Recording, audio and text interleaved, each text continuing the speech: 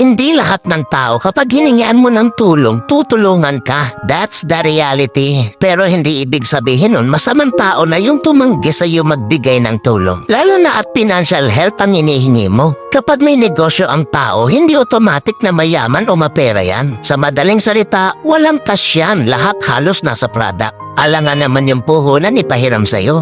Huwag po natin i-normalize yung ganyang ugali na inoobliga yung hinihingian. Kapag may naitulong, thank you. Kung wala, move on. Walang responsibilidad ang tao sa'yo. That's a fact, not unless. Lahat ng tao may problema sa mundo. Hindi mo lang alam kasi nakapokus ka sa problema mo. Kaya kapag natanggihan ka, huwag magdamdam. Intindihin mo din yung taong hinihingian mo ng tulong. At the same time, bago ka humingi ng tulong, tulungan mo din ang sarili mo. Dahil di palagi may ibang tao na tutulong sa'yo.